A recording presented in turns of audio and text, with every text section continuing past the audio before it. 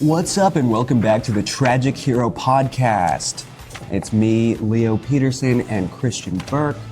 And today we're going to be talking about two tragic heroes today, or I should say one, because it's Antigone versus Creon. Who is our tragic hero?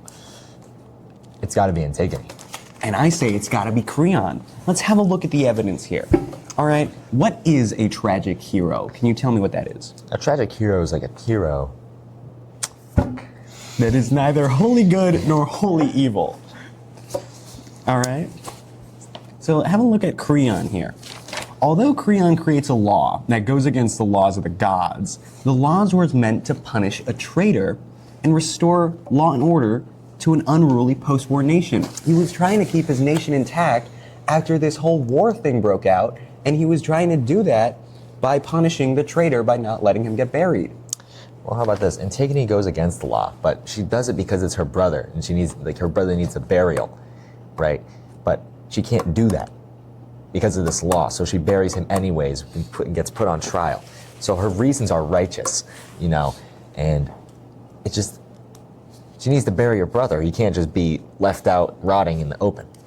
Yeah, but Creon's reasoning are also righteous for his nation. He wants to bring strength back to his nation after this war.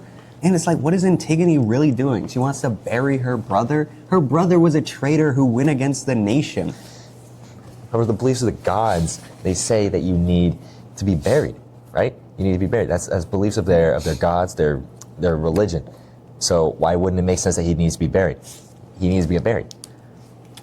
But it's like, what Creon is doing, it's for his nation. All right, I'll give you that point on that one. Let's move on to the next step. So let's talk about the character experiencing a reversal that changed their fortune in a way. Let's talk about that for a second. All right, so Antigone, she tried burying her brother, but it ultimately just sent her into misery. She was supposed to be the princess, but ultimately this just threw her under the bus when she tried burying her brother. Like, everyone threw her away, basically. Mm-hmm. Well, so that perpetuated her from good fortune into misery. And yeah, that is the mark of a true hero. Not a true hero, a tragic hero. But think about Creon. He was trying to protect his nation, but because of Antigone's actions, well, I guess it was his fault that he imprisoned her, which goes to the tragic hero thing. He imprisons Antigone, and then his son Haman, he goes after Antigone, discovers that she hung herself, and then his son dies. And then his niece, Ismene, she also dies after realizing that those guys are dead. So Creon feels guilty about all this because it's technically his fault. And how could you not feel guilty about all of it? It was his law that did it. It was his decision to put Antigone in that cave. I feel like that's tragedy. He was trying to protect his nation, and in the end, he just got most of his family killed. You could also argue that he did this all on his own because he had just passed this law that goes against the law, or not the law, sorry, against their religion and their belief system. So it can't really be all his fault when he imprisons somebody that's very close and dear to his son, and it just... You get what I'm saying? No, I actually don't get what you're saying, because that's what makes it a tragic hero, because it is his fault. That's a point for me. That's a point for me. All right, let's go on to the next point. All right, tragic hero downfall is triggered by a tragic flaw, by their stubbornness or pride, which is what we were just talking about. It was Creon's decision that led to all these deaths. It was Creon's stubbornness that wouldn't let him bury her own brother. That's their law, that's their belief. I don't get it. Why is this belief that's been around for years was only made for one person, and now one person can't get buried anymore? Because that was Creon's choice. That was what made it tragic. It was his choice going against the gods, just like so many other tragic tales we've seen. Creon goes against the gods, and then that leads to his family dying. It's his fault. He's the tragic hero. Antigone, she's just like someone who wanted to bury her brother. Whatever, dude. It was her. She died. She died because of this. People died because of this. So many people died because of him. It's all his stubbornness. It's all of his stubbornness. Which means that it's his fault. It's his fault. It's tragic. It's tragic because it's his fault. He feels guilty. He didn't feel any guilt until everyone died. Exactly. That's the tragedy of it. He didn't realize what his actions would do. He was so stubborn to change his views on things that he was like, oh, I'm gonna put her in a cave and let her starve to death or kill herself, which she did. You know what? Point for no one. Moving on. Point for no one, moving on. Okay. Okay. The fall is not pure loss. The tragic hero experiences supreme moment or recognition of the truth.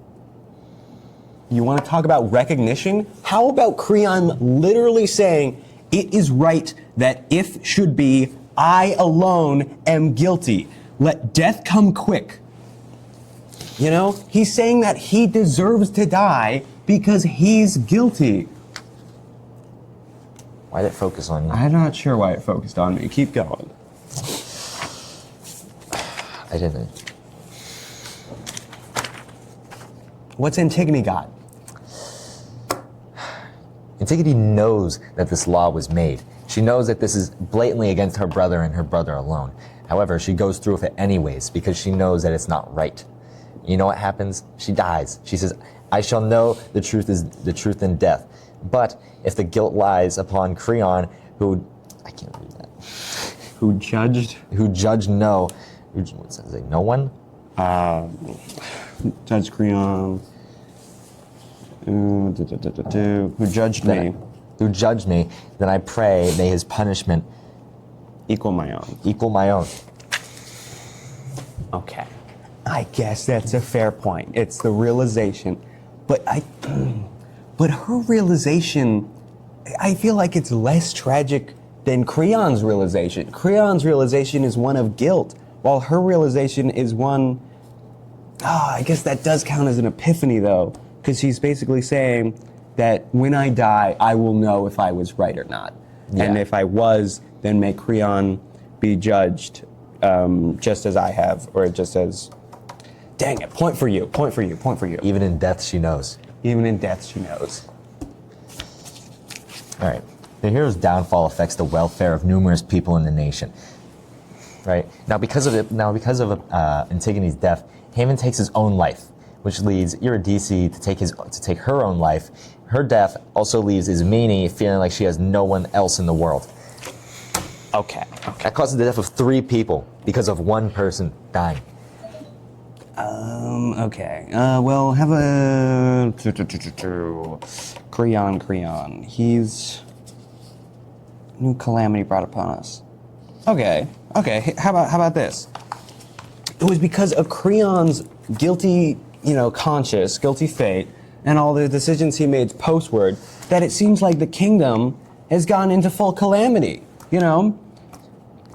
It's like things are going nuts, and people are realizing that it's Creon's actions to go against the gods, and that, he's going against that stuff, and it's like, people are like, Creon sucks, Creon sucks. He doesn't regret killing Antigone. He regrets killing Antigone, but not the law.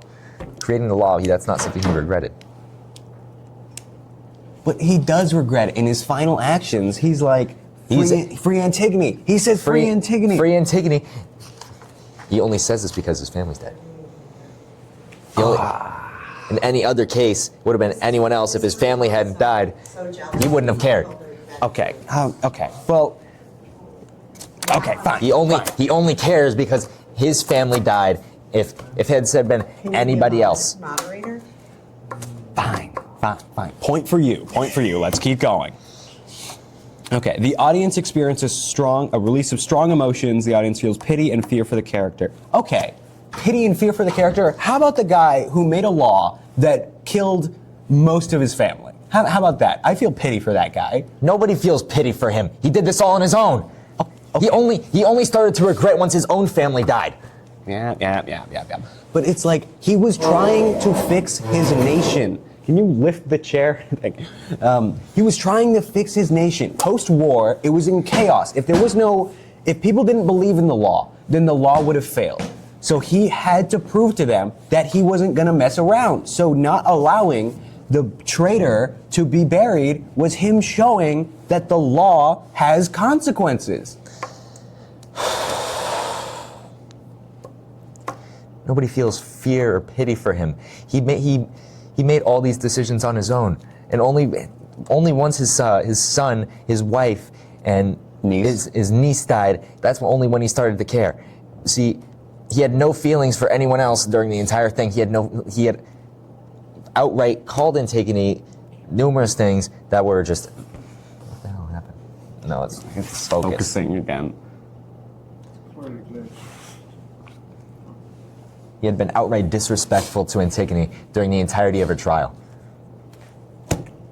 Damn it. Okay, point you. I guess now we think about just our overview of the whole thing.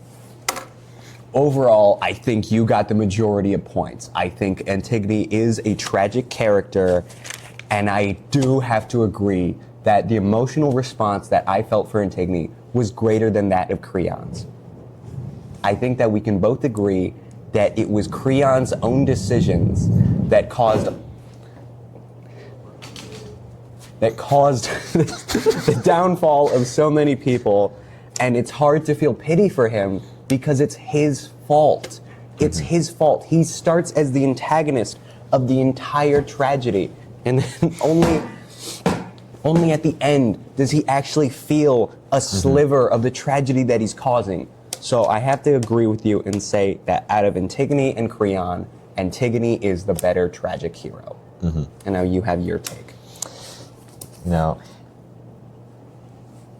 Creon, he had made some good points during that, I will admit. At the end, he does get some clarity because he had some regret. He didn't just be like, oh, whatever, screw you, and then move on with his day. I believe he had said something about,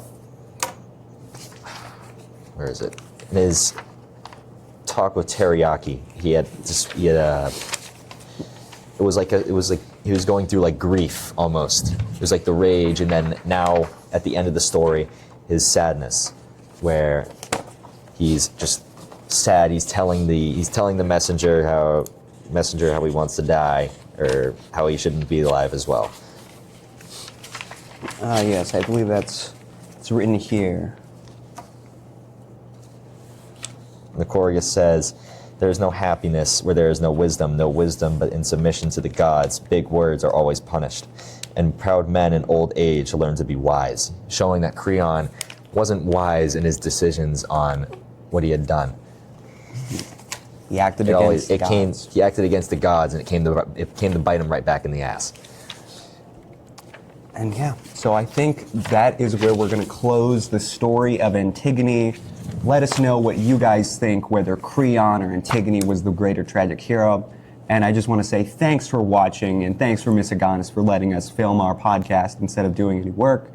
And I hope you have a great day. Also, Matthew, would you like to say anything? You've been here for like the last 5 minutes. Like who's a more tragic hero? Yeah, I guess in your opinion. I would definitely say Creon is more tragic of a hero. Really?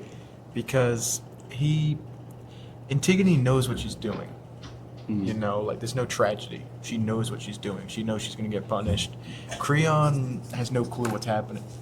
And he slowly starts to realize, you may argue that, you know, it took too long for him to realize, so he's not a tragic hero, but he eventually realized, he eventually understood the mistakes he did. So I feel like he's definitely more of a tragic hero than Antigone. I feel like she's more of a martyr.